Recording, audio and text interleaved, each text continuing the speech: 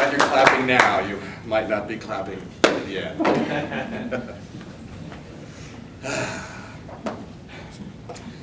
The stranger within. The screams, and then quiet. Metal against rusty metal. Stops and starts again. A smell. Bone, flesh. Greasy bile climbs his throat and clings to his tongue. His head dizzy. Teeth grind to taste. Copper. He swallows, forcing the burning bile down with the fear. He can see the old chicken coop. The squeak of metal whispers like the stale air leaving an unused room after the windows have been thrown open.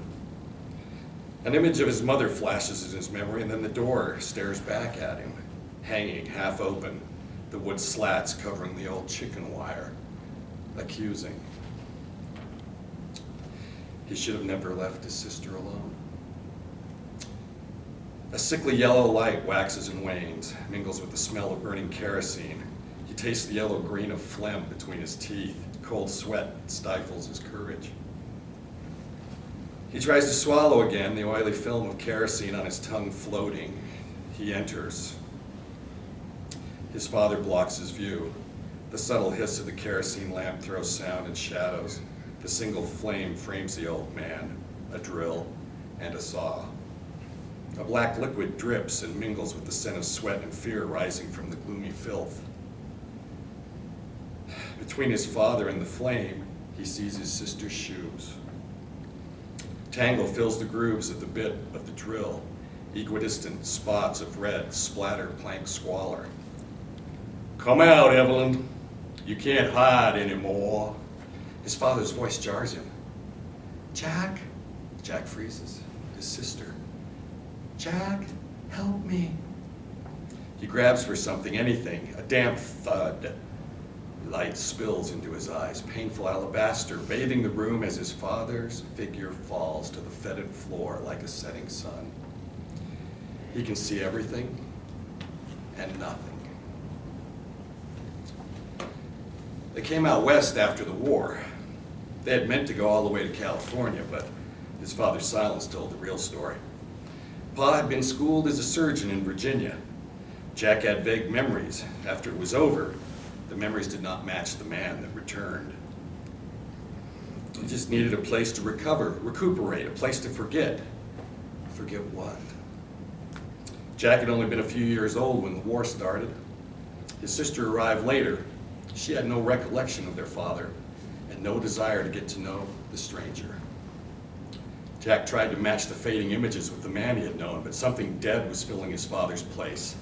The presence the war cast back into their lives was a silent ghost. It would sit and stare into some other world. The only time it was alive was in the darkness of night.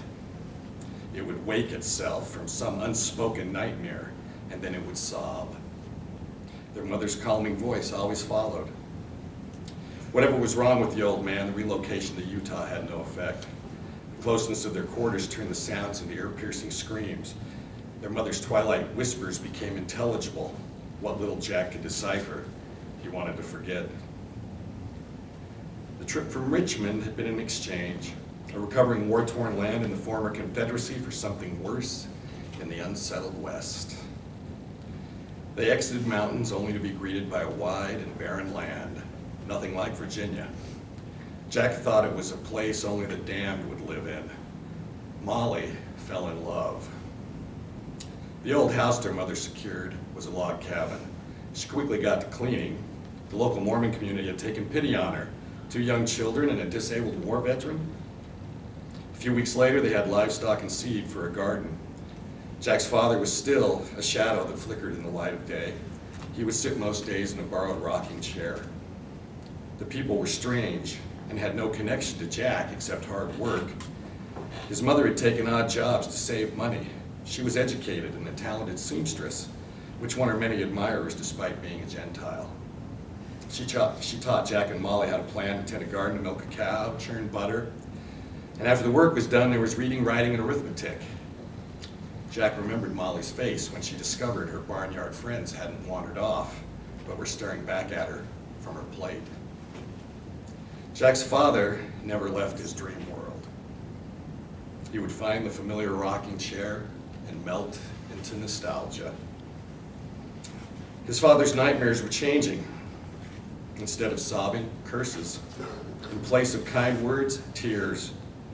Jack noticed the bruises, shades of yellow and brown, blue and black, and he confronted his father. Mind your own business, Jackson. What changed you, Pa? What happened during the war? His father stood, his eyes bulging, blood rushing to his cheeks. He raised his hand, but as he did so, the blood drained from his face, and even the color of his eyes seemed to shrink and darken. The war, the damned war. His father walked away. His mother had reached the end of her patience. She called her husband out on his curses.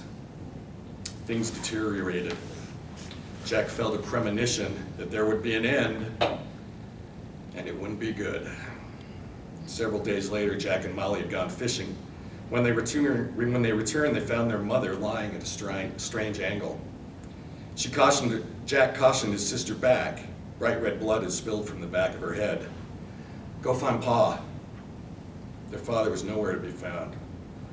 I'll have to go. Will you be okay? Molly started to speak, but then someone entered the cabin. What happened here? Jack felt his blood chill. The tone was not anything he'd ever heard from the ghost. It sounded happy. Ma's been killed. What? What are you talking about, girl? She's dead. Their father moved to his wife's motionless body. He put fingers to her neck. Jackson, take the girl into town, find a sheriff. Jack was stunned. Whatever he had eaten that morning was coming back up. Did you hear me, boy? Take the girl and get the sheriff. Jack jumped, but something dark formed in his mind, something much worse than his churning stomach. Muffled words, his mother, shouts, curses, threats, and then she had said something. Jack, if something were to happen to me, you need to take your sister and get away from your father. He's not well. He killed her. What did you say? Jack turned. The old man, head hanging, no emotion, stood. He had heard Molly. I don't know what happened, but your mother is dead. I guess it's just the two of us now. Just the two of us? She's not one of us. She's someone else as well, fathered by some coward who stayed home from during the war. Jack didn't understand. Molly started crying. That's what your mother always did when things didn't go her way. You're a sad reminder of Evelyn, a reminder that I don't want or need. You killed her. Jack's eyes widened. The man stood closer, the anger in his face mirroring what Jack had only witnessed once. A cold loathing flashed in his eyes, and something clicked in Jack's brain. Did you kill her, Pa? His father blinked, shook his head, and then seemed to hear Jack's question from a long way away. It was true. It was an accident. Are you going to kill me too?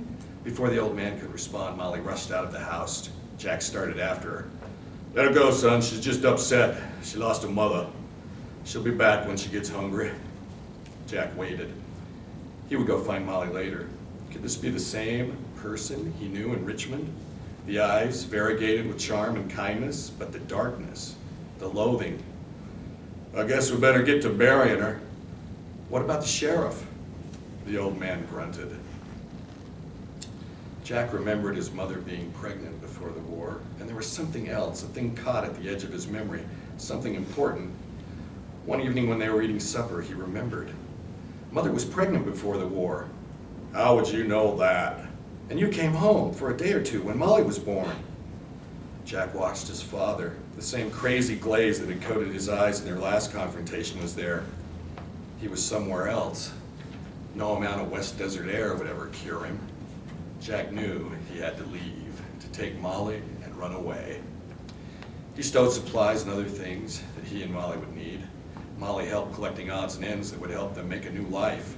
Maybe it was the sense of relief, of escaping, whatever it was.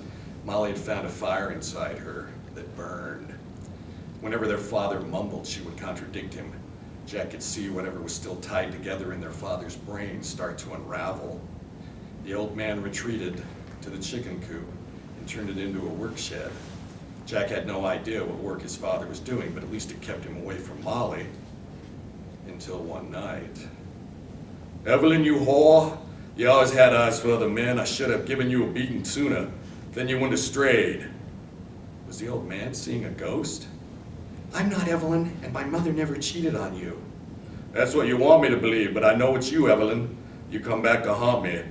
You put the hoodoo on me, tricked me into marrying you, and now you come back." Why would Mother come back? "Because," the old man froze, his eyes ice. "I know why, and so does he." Molly looked directly into their father's face. "I've come back from the grave because you murdered me." "I know it's you, Evelyn, all dressed up like a young tot. You can fool a boy, but you can't fool me. You come back, but it won't work. I have a plan." Jack put his hand on Molly's shoulder. She bit her tongue. "I know you're in there, Evelyn, and I'm gonna get you out." Later, Molly spoke to Jack. "You really think he has a plan?" "I know he does. He thinks your mother and—" "You don't have to say it." Jack paused and then held his sister close. "We can't let Pa destroy us, too."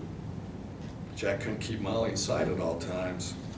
And a few days later, she got a goose egg and a bruised wrist. The old man had tried to cut her. Jack knew something worse would happen if they weren't careful. But what could they do? No one would believe them. A few more days, the garden would be ready to harvest, and they could leave.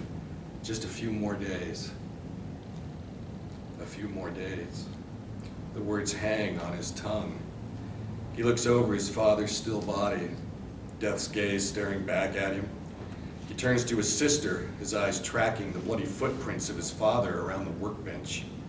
The drill, that old drill, a tool from the war, from surgery, and the saw, how many limbs had it chewed through? They were both still in his father's motionless hands, the black blood testifying of their deeds. He steps over his father's arm, goes to the workbench, the sound of gears creaking. He opens the vise that holds his sister's head. Something falls to the floor. He can't look.